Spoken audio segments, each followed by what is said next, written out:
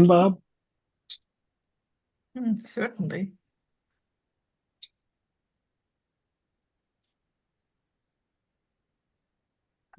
Is Pippa out? No, no. No, no. I'm Wait, crazy. I'm Chloe, not. No Gothic, fact. Aviary life? Why are we Gothic today? I just felt like saying that. Okie doke. It's instead of a live stream, it's a dead stream.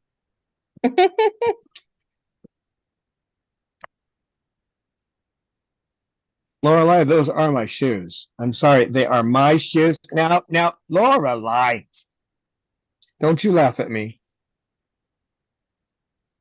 Wait. A little chuckle. The Google Ah, chat is the YouTube chat is bugging me. How so? Doesn't say it can send my messages. Oh, Let's try again.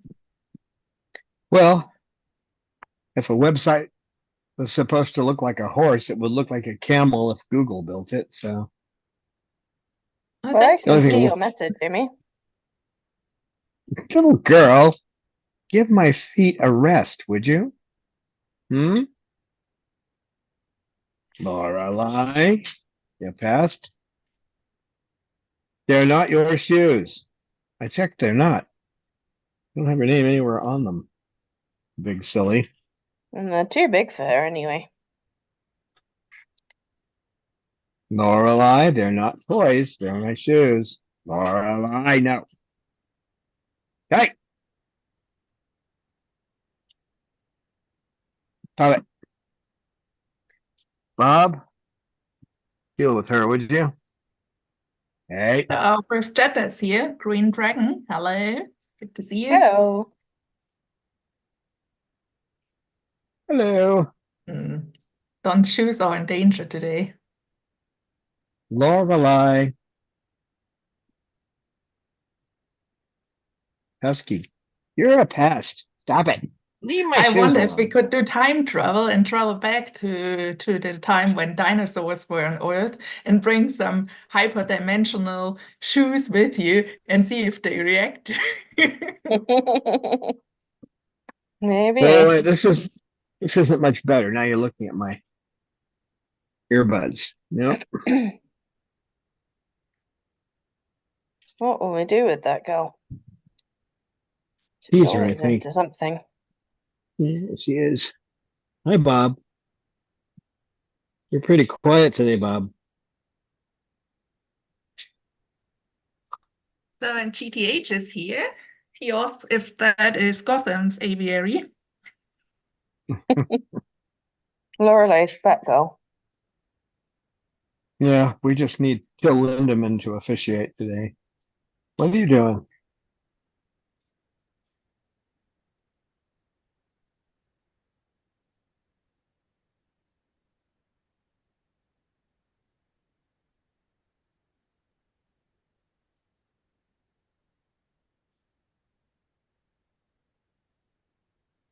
Lorelai? And we have Falconsy here. Hello, Hey, Falconsy. Cockatoo. Hello. Hey, Cockatoo. Say hello, Lorelai. Yeah, you're not going to say hello unless you get something for it. I know you. Don, do you remember which bird started the shoe biting or the shoe hunting? Was it Lorelai. Lorelei? Yep. So when Cecil does it, he has learned it from Lorelei. Mm-hmm. Yep. Yeah, awesome couple. So Green Dragon thinks you can give up, Don. Lorelei claimed them for her, so Well, you can see how many times they've been bitten. There's bites all the way around the edges at the bottom on all sides of both shoes. Lorelei, yeah, we would have goth music on if we could, if Peaches was still with us. Well, we don't listen to as much of it now because we have varied taste here, but he demanded goth music whenever we came to the aviary, so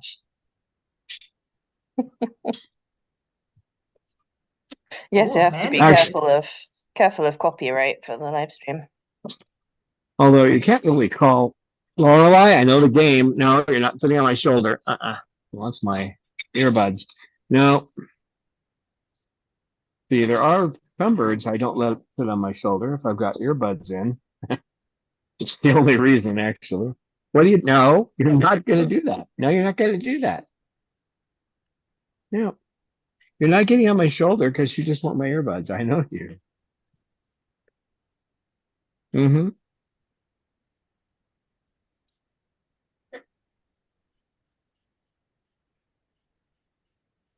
That's easy for you to say. Yeah, actually, Rammstein isn't goth, but it's close. No, Rammstein is NDH. Yeah, but it does. There are a few songs I think that Adieu has a lot of gothic tones to it, but it's not goth music. Although she loved Rammstein, that was her favorite music actually, and she could tell the difference. Could try to put on somebody else who wasn't. No, you're not doing that. No, you could put another goth group with a deep male voice, and she's like, nope, that's not it. She doesn't want Icebreaker. She only wants Rammstein. Yeah, yep. Although I like Icebreaker. Yeah, I like them as well. Stop that. Cut it out. Lorelei, I'm not letting you do it. Nope. So Lisa Oh, she- Banerjee is here and Jocelyn Triggle joined us. Hello. Hello. Mm. And GTH thinks you should wear Chester shoes for the fun.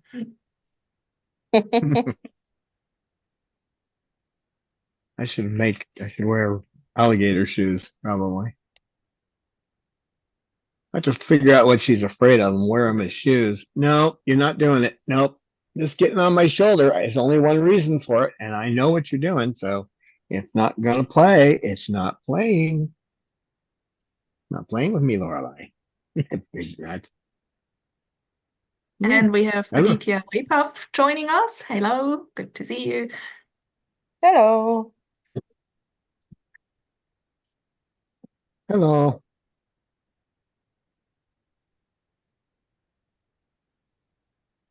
So today it's going to be funny with the rowdy group and Mander.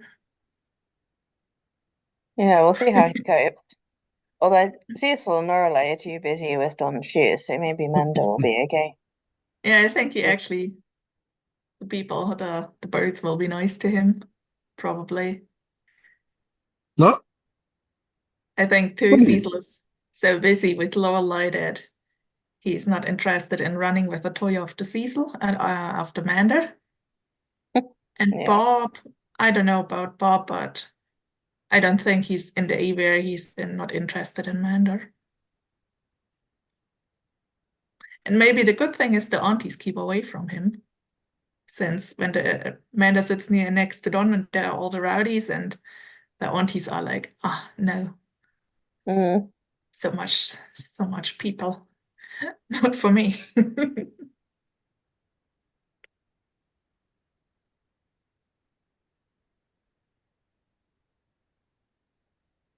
Or yellow crested shoes with eyes and a beak. That would also be fun. Yeah. Hey. Oh no, poor Cinnamon had a night fright again, but this time Oh boy. gladly no injury. Poor Cinnamon. Hmm.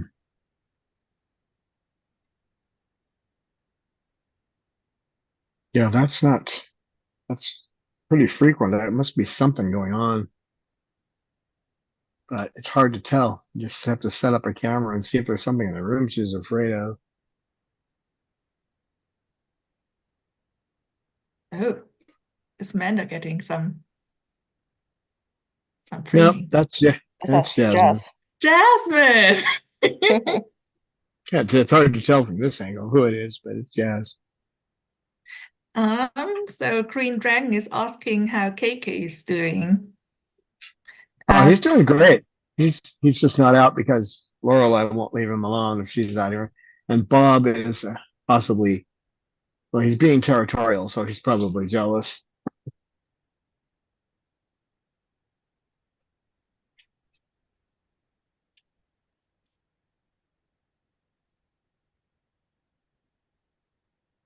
But he's doing great. It's a little hard to give him his medicine. He just needs a tiny bit, but it's you have to be creative. Right now, I have a half of a coconut attached to a stick, and I use that to get him to turn his head so that I can get the medicine in there. I think they must have toweled him to give him medicine because as soon as he sees the syringe, I'm out of here.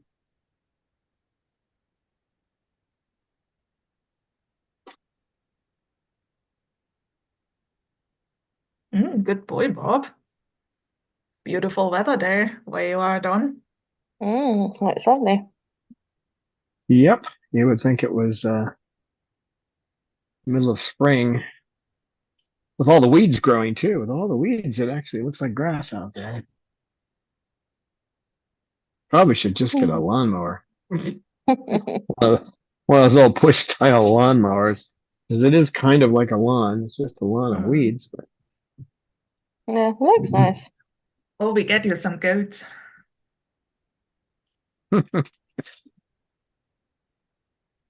Get some bighorn sheep.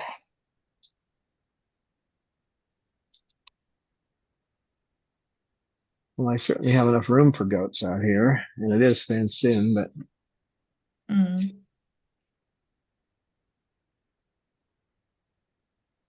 So we have Rosebud here. Welcome, Rosebud. Hello. Hey, Rosebud. Glad you could make it. What are you doing down there, kid? Nah, just thinking about my shoes again, a little twerp.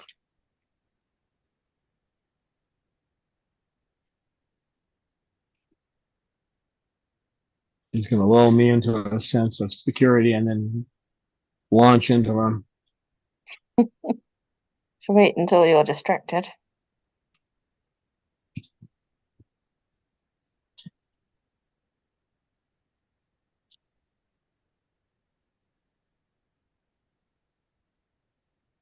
Oh, how's Bob's tail end doing? How's the bathing routine been going?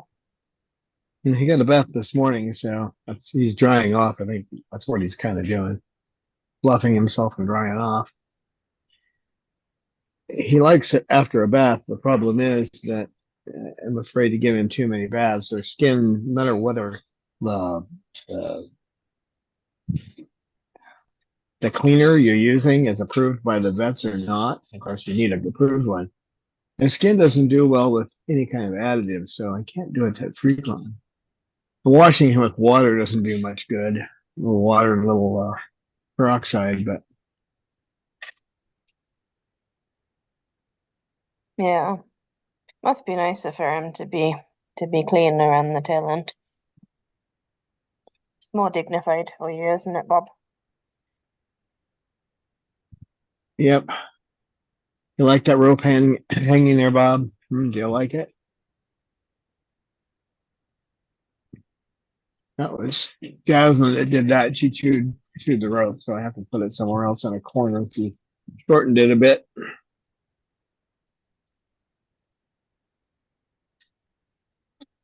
Right now, it's a toy for Bob. Bob.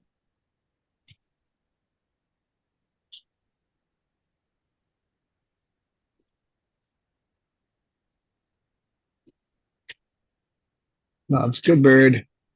Bob's a good bird.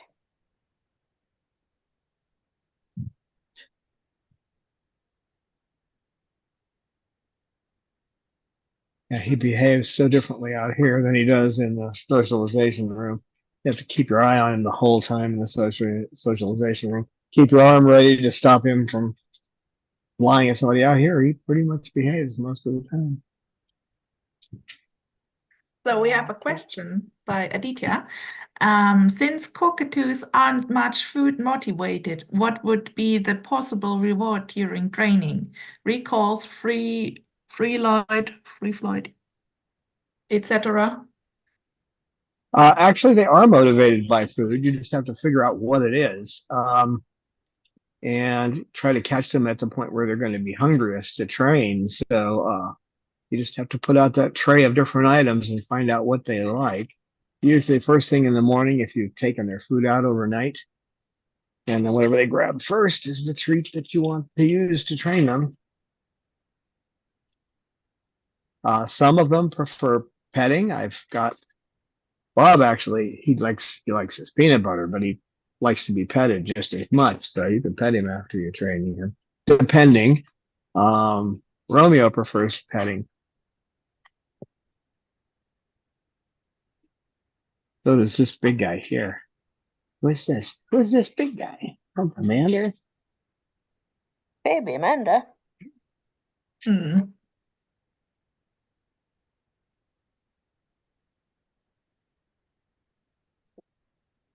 How you doing, kid? Yeah, I know that other rope isn't there anymore, is it? I'm sorry about that. You have to talk to Jasmine about it. She's the one that took it down. Uh-huh. So could you And train Sugar with French fries? no, I don't think so. Um, she likes peanut butter, so that's if you're training her, that's what you want to use. But right now, she's you. Well, I didn't know you were down there, you dipstick. Well, come here. Let me Who see. was Where'd you? that? Whoa, Elijah, you got right under my feet. What are you doing? Yeah, but the big Moluccan who flew away. Jasmine. Jasmine. Jasmine! Oh, poor Jasmine. Lorelai, you're doing it again. I don't want you on my shoulder for obvious reasons, because I'd like to keep my cheap earbuds. Yeah, earbuds. Did Lorelai get trodden on? Yeah, my feet were right there. I just moved back a little bit, and she got her foot stepped on. So I don't step that Lorelai. hard. I don't step that hard when I know there could be somebody under my feet, but still, it was enough to make her yelp a bit. Lorelai, you ought to be watching. If you're going to hang around the feet, you need to watch what they're doing, Lorelai. Mhm. I know he drank a bunch of water this morning, so that's probably why he has 3 streams of water by the bucket there. But I'll have to keep an eye on him just in case. He took a bath and he was drinking the water while he was taking a bath, so he just loaded himself with water. But you got to watch. If you see that all day long, that kind of thing, then it's usually a liver problem, and they have to go in to see the vet, get something to kill whatever infection there is in the liver. But he'll probably have normal poop shortly. Say that because he's starting to show some solids in there. What are you doing? Oh, Yeah. Shuggy What? heard the word French fry and now she's and says, train me. I think the only thing you could train her to do with the French fry would be to eat the French fry. Probably.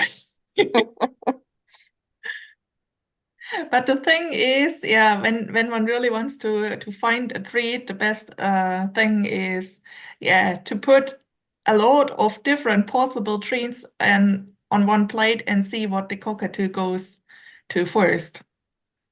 Yep. And yeah, some of them are not food driven, but they are somehow attention driven. So if you find you the favorite form of attention for them, like Sugar likes beak pats and Manda likes his head petted and that kind of stuff. So that can also be a reward to them. It's not as common, but I've even seen trainers using it. There was one umbrella cockatoo at a training session that I was at, and he said this bird will not eat food for a treat, just wants to be petted. So he trained him to do a couple of behaviors in 10 minutes, and he used just petting for that. with the bridge, of course, because if you pet them when they're done with the behavior, it isn't a reward for the behavior. You have to bridge it by saying, good bird, or it's best to say good bird because that you can use that universally. And with bridging, there's two kinds of bridges. If you're doing you're not getting on my shoulder again, and I know why you're up there, so sit down here. You are transparent to me, kid. So if you've got a behavior like you're doing nails, you don't want to give them a treat after every nail. So you would just say good bird. I use good bird for that. And then when they're done, it's good bird, loud and really positive. So the tiny little good birds that are going after each nail are intermittent bridges. And then you give the full bridge at the end when you're giving a treat. Then they can figure that out. So they're smart. It's not like you're dealing with somebody stupid, but if you walk out of the house and somebody gives you a dollar bill, that you're probably going to figure they give the dollar bill because you got out of the house, right? But if you open the door and you get the dollar bill, well, it's for opening the door, right?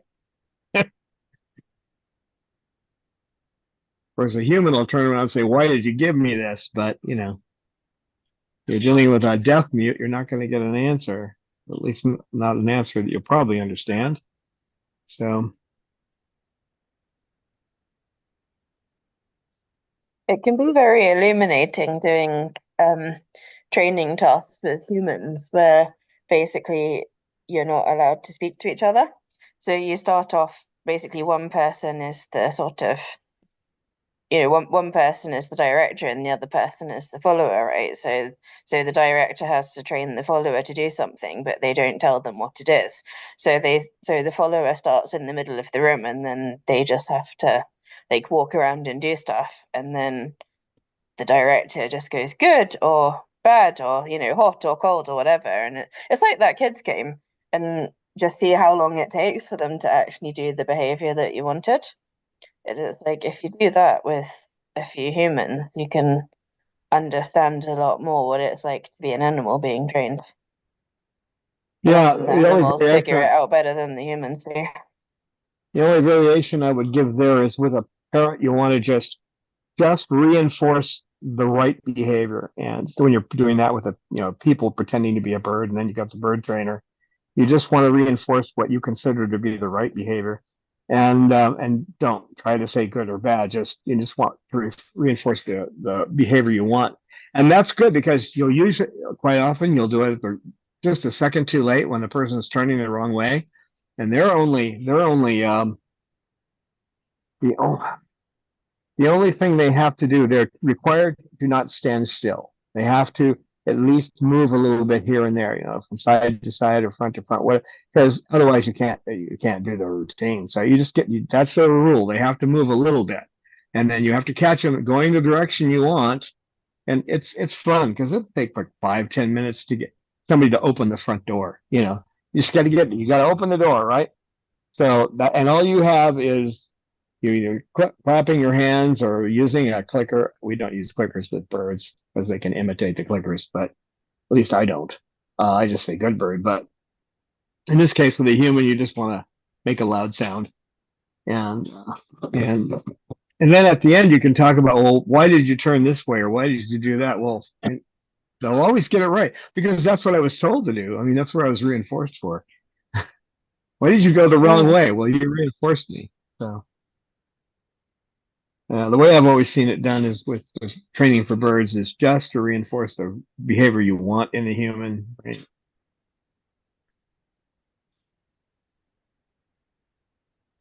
Because it's pretty hard when you're training a bird to say that's the wrong behavior. You'll just confuse them. You'll have to only reinforce the right behavior. So. Try telling a bird it's doing something wrong. I try that all day long. It doesn't work very well. Does it? Doesn't work well, does it? Does it, Bob? Oh, Bob. I think it works for either of those two. Or doesn't work, rather. But that's a good point. That going through that, Eleanor, what you described is gives you a whole different view of the process. Because you understand that since they can't understand full English, they understand some concepts, words in certain circumstances, but in order to get something through to them, you have to reinforce the moment they do the right behavior, which is why we have bridges. So, because that way you can tell them if they're across the room they did something right and then walk over and give them a treat. But if you walk over and give them a treat after they've done the behavior, just before rewarding them for standing there, so that's an incredibly difficult point to get through to people. They don't see it. Well, I'm teaching the bird to step up, and I give him the reward when he steps on my hand. No, when he's stepping on your hand, yes, but not when he's already there. Yeah, it's all in the timing. Yeah, timing is critical. The reward has to be contingent on the behavior that you want, and it has to happen at the same time. That's why the bridges work so well, because they understand the bridge. Oh, I just did what was right, and then they get the reward. So, Yeah, it's the same with horses and any other animal, because if you're trying to put medicine in your horse's ear and he's pulling away, then you have to hold on to him while he's pulling, and then as soon as he stops pulling, you let go and reward him, because then you're yep. rewarding him for not pulling. Mm-hmm. Yep. It's the same with all animals. That book, Animal Training 101, which I don't recommend anyone buy unless you're going to take the course from Dr. Zoggs. Unless you've gone to college. I mean, if you did a PhD or something, yeah, go ahead. You'll get through it, but it's not meant for the casual. Oh, this is kind of how you do it. Yeah, it's not like that at all. It is the techniques we use, and it's described in purely scientific language. It's I'd love to do not it, meant. but I have to get the money together sometime and find the time Well, to do it. you And could read borrow the an book. animal to train. Yeah, well, you could read the book and understand it. It's just the Oh, average. sure. Oh, yeah, I Yeah, know I you could could. understand it, but I would need an animal to practice on. Practice Yeah. on my husband, I suppose. But Yeah, I was gonna say you have plenty of animals around you. They're called people. Um, you know, but we try to say we're not animals, but we are.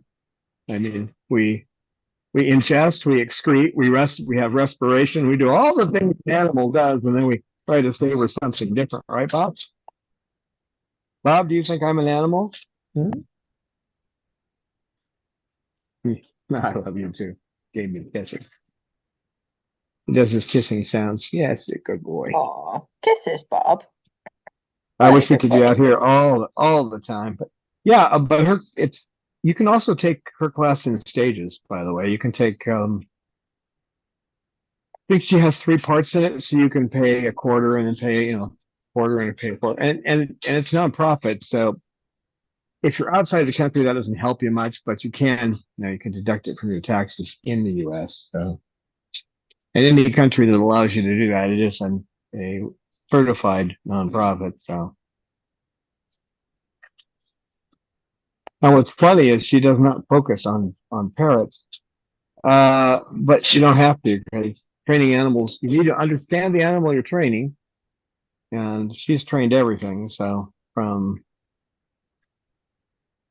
little tiny creatures, she's trained everything from lizards all the way up to I'm trying to think, polar bears, giraffes. I mean, it's all the same technique. Based with If you understand the species, you adapt the techniques to the species. That's all. Right, Bob?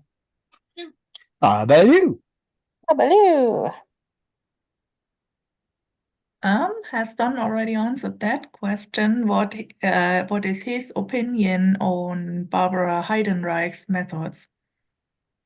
Well, she's just using ABA, but she tries to dumb it down to an average person's understanding, which is good. We have to do that, but it is still ABA she's doing. She just doesn't describe it in the technical terms that we use. So, and Yeah, it's trying to make it accessible. right, which is good. We need more people doing that, but if you've got the will to take the official courses or study the official material, you're going to get better at it. She's just, she is doing a good job of getting some of the basics out. So I've got no complaints there. There's a few people doing that. I'm trying to think of the other one that has that training facility. I can't think of her name. But Lovely birdie she does. there. She uses ABA too, and she's another person who does that and doesn't get into the technical terminology. I know a lot of people are afraid of technical terminology, but I mean, it makes it specific. You know what you're talking about. When you start using words that are general, you can kind of get lost in the forest, as it were. Mm-hmm. That's like being in the middle of the forest and someone says, "Well, you want to kind of go left. You want to get out of the deep forest. Just kind of go left." Yeah. Well, for how long? And what do you mean by left? By left, do you mean that I should be traveling at this compass point? If you had to go by directions through a forest and someone didn't know where you were and was saying, well, just kind of keep going this way, and if it's a forest where you can't see the sun, about the only way you're going to figure out which way to go is, hi, Bob. You see the dog, huh? That's a dog. Yeah, a dog. So terminology has a specific meaning, and it helps you understand the subject much better if you have the right terminology. I try to explain some of this technical stuff, but I mean, it looks pretty simple when I say I'm using getting them to do an alternative behavior. I'm trying to get them to do something different with the same. If they want to chew the curtains, I'm trying to get them to chew a piece of wood or a piece of material that's down below the curtains. But there's specific. It's a specific technique, and you have to understand the ins and outs of it to know whether it's working or not. And how, and if for some reason you're not making it work, you have to be able to analyze it using a scientific viewpoint in order to figure out how to modify what you're doing to make it, or if you need to use a different technique altogether. Yeah, I saw the dog. Oh, I it know. wasn't a hawk, it was a dog. Even better. Do we get some cockatoos? Woof, woof, woof. I No. hope not. These That's these guys start barking, and then they got like 3 dogs next door, and it'll get really loud. Bob, come on, Bob, you can do it. He once got Bob gets started on the dog routine, he won't stop. Hi, Bob. You can do whatever you want as long as you don't hurt anybody. You're being a good boy, but big. Lorelai's all fired up now. Look at her running around all fluffed up. That's so cute. Mm.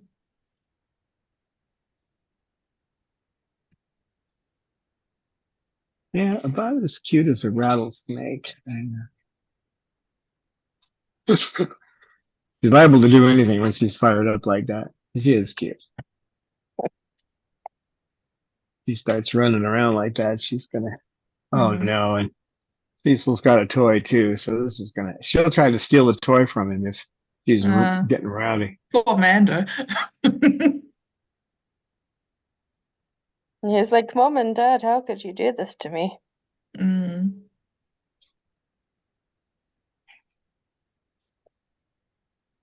Because poor Amanda, he wants Lorelai and Cecil to be his mom and dad, and sometimes they'll let him sit in between them, but other times they just run around and frighten him.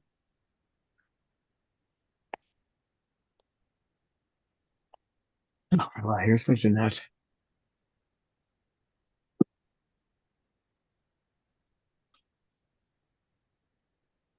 I can pretty much guarantee you if you're going to decide to have a large group of cockatoos and you're going to sit in the same aviary with them, and if you don't have training in ABA, somebody's going to get hurt. Probably not the birds, probably the human. Mm. I think the one I get the biggest kick out of is that someone says, "Well, I've had this bird for 10 years and I've never had a problem." Yeah, oh, okay. Well, what are you going to do when you do have a problem? And I've had some of those same people come back and say, "Well, my bird just started biting." No, it didn't. It's been working in that direction for a while now, and you finally recognized it when you had blood on your arm. Well, how do I fix it? Oh, good time to figure it out. Good time to try to decide how to deal with behavior when you've got one you don't want. Yeah, I try to help, but it usually isn't. It usually isn't terribly helpful. Yeah, a lot of people just try and cope rather than fix the behavior. That was how my parents fixed problems, though. When they had an issue with an animal, they just got rid of it. Hmm. There's no way they would put up with Bob and having to give him baths and stuff. There's no way they would have done that. But he's such a joy to have around. He is. He's a He's a great boy, special aren't you, boy. Bob? Yeah, it's a Bobaloo, a good bird. Yeah. That's a good boy. Yes, I'm a good boy. Bobbly bobbly. Yeah. He looks up at Cecil like, I'm more concerned about Cecil running around with a toy. He's keeping an eye on him.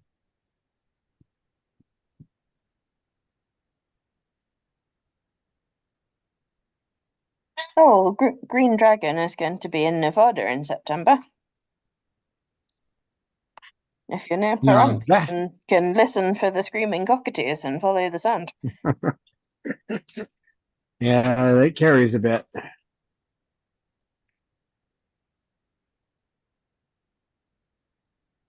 Well, I would have never guessed. I mean, this is probably one of the places I would have wanted to go, but I would have never guessed I was going to end up out here. I was originally looking for something in the desert area of Washington State. That was my first look, but couldn't find anything up there that was terribly big, and they wanted a ton of money for everything. And that was when they were raising interest rates too. So trying to find a place you could even afford. If I hadn't had the VA, if I wasn't a veteran, I would not have been able to buy a place with these guys. Yeah, you really lucked out with this place. Now it was the community that really got us through that. Because yeah, and this was part of that community too. Everybody coming together to help out. Yep.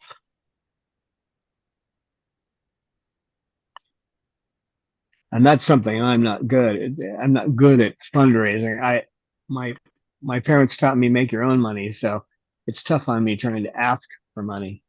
It's not something I've done in my life. So I do it for them, but I've always been one to make my own way. And often if you're someone that looks on the bright side, you think, oh, well, there's somebody that needs it more than me. But, Yeah, you always. know, there's always somebody worse off than you. So doesn't mean that you don't deserve what you need. I know how to make them worse off than me. I could just grab somebody randomly and stick them in the aviary and see how long they last. Uh,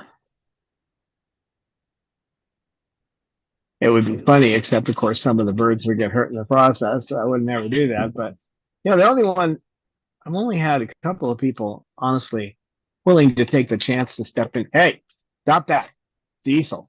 To step in the aviary with the birds. Leave him alone. Don't scare. I know. Leave him alone. Go that way. Don't mess with him. You be careful. Good boy. Now this is where I'm doing what Eleanor talks about. No, no. See, now I'm using good and when he does the right thing, I say good boy. When he does the wrong thing, good boy, good boy.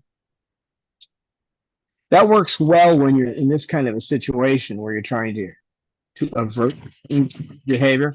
It doesn't work well in training though. You don't want to train a bird that you're training on a standard perch. Keep training them in basic behaviors like veterinary behaviors. You don't want to give them any negativity at all during those trainings. You never say no. Yeah, the no, no, no, stop it, that only works if they already know what the right behavior is and they're just not doing it. Yeah. Well, they've learned the negative cue uh, in these situations. That's where it happens, right? Because I intervene and I come over and they don't want me to intervene, so they don't do the bad behavior. Well, not really bad behavior, but it's the behavior we don't want. So they don't do the behavior that's not wanted because it gets them. You be nice, good boy, good boy. That's a good diesel.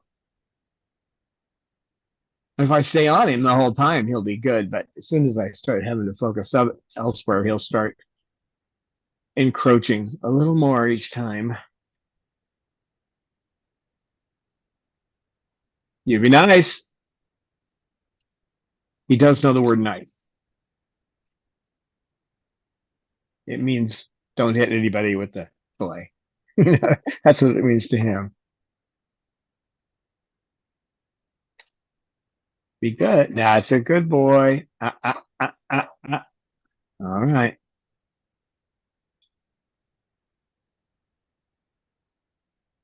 Yeah, if I was up at your place, I'd be into that aviary like a shot, but I don't know if I have a full sense of confidence of having watched them over the internet for so long. Well, as long as you had me around in the aviary to kind of corral them, you'd be fine.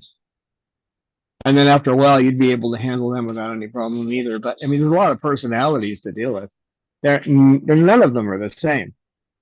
So I mean, they have certain traits that come with the species, but Cecil's not like Lucy, who's not like Catherine. I mean, they're all radically different personalities. I think if I came to visit, I'd want to cuddle the cosy and see if I could Yeah. get her interested in something. Well, I cuddle her every day, and then she sits with me. I only cuddle her for about 5 minutes at a time. So, but she'll sit with me as I'm working on the computer, or if I'm making toys and uh, whatever little job I have, she sits with me through that. But you put her out here, and I don't care what group she's with. Sooner or later, she goes after one of them, and she really goes after them. I'm more afraid of her getting hurt than I am someone else. And for some reason, she doesn't seem to respond to training. Um, I would say she has some kind of personality disorder, and She she's always had it. identifies as a cruise missile. Yeah, that could be it. Yeah. Actually, the original cruise missile was this guy. That's what I used to call him. But the woman who had him after she had relinquished him to us, she came over one day in the old place in Fallbrook with all these big cages. He used to run around on the top of the cages. Hey, hey, hey, Cecil, no, get down. No, no, no. Whacking me on the face. No. Good boy. Okay. You can hit Mander, me from here. retired cruise pistol. But one time he came running across when she walked into the room. He came running across the cages with his beak open, ready to just rip her face off. I mean, he's going right for her eyes. And I just put my hand up in front of his face and he stopped. And I don't remember what she said exactly, but she was just totally in awe of the fact that I could put my hand up with that huge beak coming, you know, ready to kill. And I just put my hand up there and he stopped.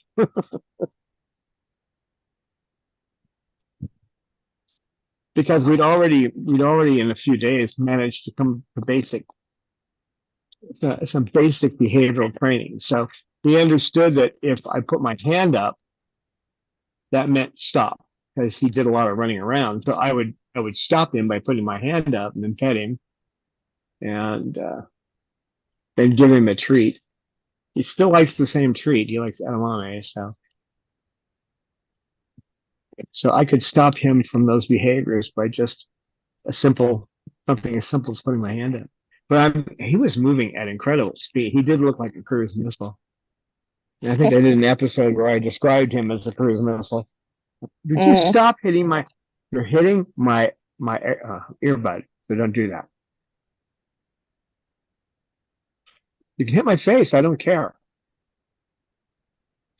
Nobody cares if you hit my face. It's not like I'm protecting it. Not the earbud though, because that hurts my ear. That hurts my hearing. Maybe for Cozy, a attack helicopter is better than a cruise missile. Maybe that's what she identifies as.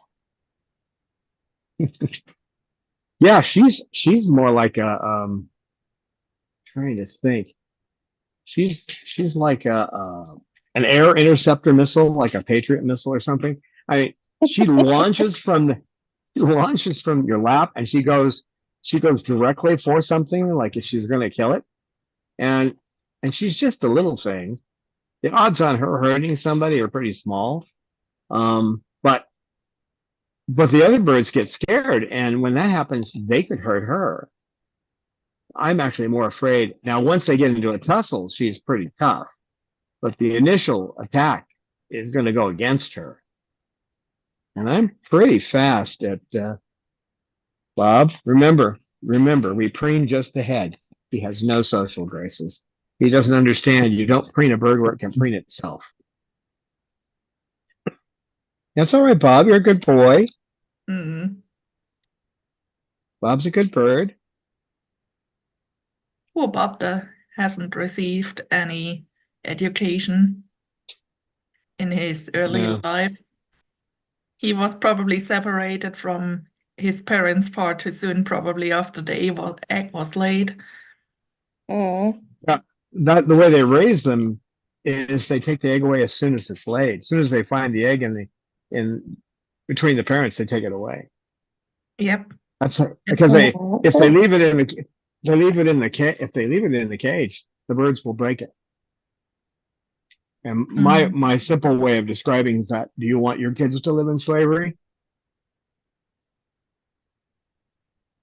I don't know what goes on in their mind, but they break the eggs. It was, I don't remember. I'm not good with time, but might also be that they are not really in nesting mode, or that they actually do consider the place as not safe for nesting. So yeah.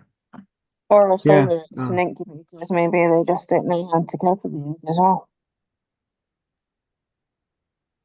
And then he was surrendered by so many families, so I don't know. Yeah. I guess if a Triton grows up in a Triton flock or so, then they probably do have actually some social skills, even they might be a little Triton. But yeah, they must have their own internal standards, even if they're a bit strange. Sort of like headhunter groups, yeah. Cannibal tribe. Cannibal tribes. Yeah, when you see them in the wild, they're just highly energetic and playing a lot. Well, you see that, but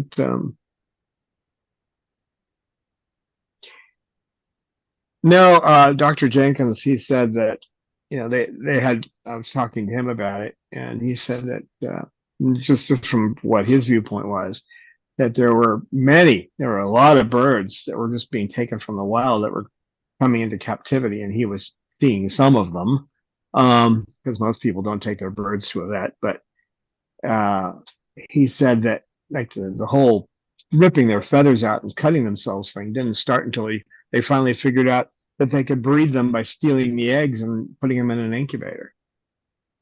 That's when all the behavioral problems started. I've had people say that, well, my bird does it, and it was wild caught. Say, did they chop and I've said this before too, did they chop the tree down in the forest to get the babies out? So it wasn't raised normally, was it? I think for cats and dogs, it's already forbidden to do that, that basically after the baby was born, that they take the puppy or the kitten away, since they know that they also develop behavioral issues if you do so. Yeah, the big difference with parrots is that the period, the juvenile development period, um, is a year and a half to 2 years, and they don't become adults until they're sexually till about 4 for a large parrot, and then adult behaviors at 6, and then that Yeah. goes on for the rest of their life. So you take them away That from actually would help, that you could say, okay, if you do that, that's just illegal, and if you still like to do it for a hobby but not for money making, that's okay. That was at least one step towards the right direction to get away from people who just want to make easy money. Mm. Yeah, there was that one woman. She's passed away now, Sally Blanchard. I used to call her Sally Blowhard. Um, she was encouraging people to raise parrots for money, and I'm not going to say I miss her.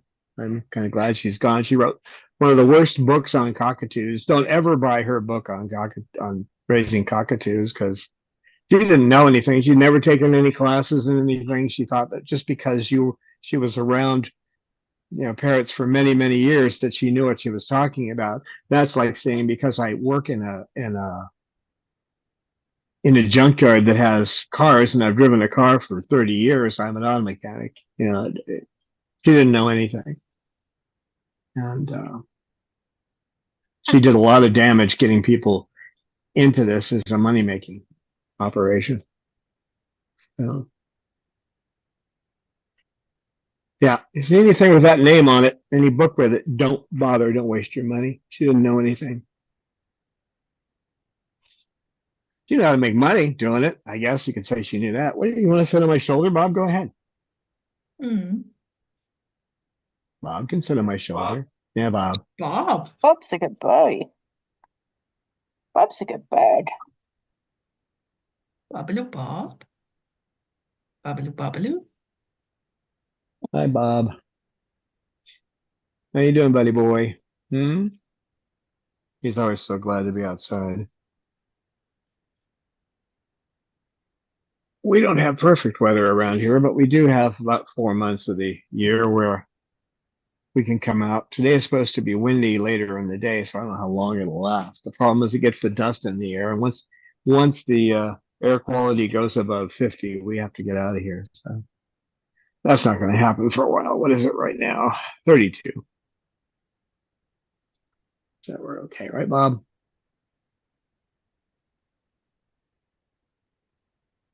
Bobaloo, what a good boy.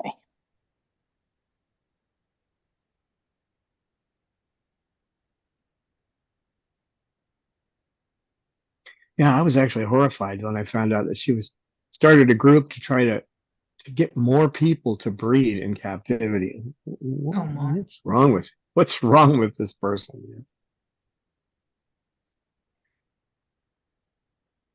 No, the But thing is that it's hardly impossible to get them to breed in captivity, and then actually, that it's kind of like with budgies, that the parents care for the chicks and raise them. That's not possible with larger parrots. you'd have to have huge aviaries. It's been done in places like the Wild Animal Park. They changed the name to the Safari Park. A big mistake, my opinion. But in San Diego, they have bred them there, and they have these birds in gigantic aviaries, and they do fine. But I mean, they're not happy. It's like you living in a rather uh, large house, but you can't ever leave, kind of thing. So, um, but they can raise them there, and they can have the parents raise their young. But you need a large aviary to do that. Not this. This is too small for that kind of thing. You need an aviary that bare minimum. You need something that's going to be on half an acre or something, and they have that at the wild animal park. But what? You're just looking like you gotta just pet this bird. This bird has to be petted. He's a mander. Yeah, as I was going to say, they could not raise them in captivity. They couldn't do it because the eggs were always broken. Birds would always break their eggs, and then somebody came up with the harebrained idea of um, researching how they could do an incubator and that would turn the eggs the right amount of times. And so, this is how they started breeding them, and they bred them by Mm. taking them away from their parents. So we could do the same thing with humans. We could just say, "Oh, you're pregnant, fine. Take the baby, grow it in a vat, and then when it's ready to be born, we could just give it to chimpanzees to raise. That would work. I'm sure that the kids would be human. 10 years later, I bet you'd come back and find human kids, right? That's the problem. That's why they don't function. 95% of what these birds know, they learn from their parents and the flocks they're in and the environment they live in. So Mm. obviously they don't know anything. What they know is wrong, right, Mander? Right, Mander? Hmm?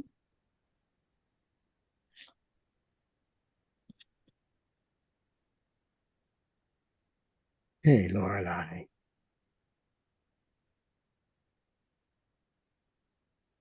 Um, TTH is asking if there's any information about the outcome on the project on letting or allowing the chicks being by their parents until they fledge in the safari park. It's not something that they put out in their zoo news. I get that. I haven't seen any. They occasionally talk about having them there and breeding them, um, but they don't breed a lot of them. So basically And just to keep presumably their, huh? they must transfer them between different facilities, so you assume to stop inbreeding. Well, yeah, they don't have to replenish them because they live so long, right? But they do let them occasionally have chicks, and they have to make sure they have room for them. They keep them at from what I understand, they don't transfer them around unless it's a breeding program for something like the Sphinx macaw or something along that line. Then they would do that, but to reseed them in the wild, they do a lot of that work too. The San Diego Zoological Society does a lot of restorative work for many animals that are on the edge of survival in the wild. But I don't know specifically about that. I don't live there anymore, so I can't get the information by going to the animal park and talking to the trainers and stuff, which is where I used to get a lot of the information. Now I just get it off their official propaganda. So every business has its propaganda, although it is one of the best organizations in the world for helping animals. It's a zoo, but not. You go to the San Diego Zoo sometime. Go down to their main San Diego Zoo and take some binoculars with you and plan to spend a week. You won't see 1/10 of the animals because they're all in enclosures that are more like home to them than they're not meant for the spectators. So, in a wild animal park, you have to take or rent binoculars because even the giraffes they look like they look like dogs and cats. They're so far away most of the time. Huge enclosures with animals that won't kill each other in there, obviously, but huge enclosures.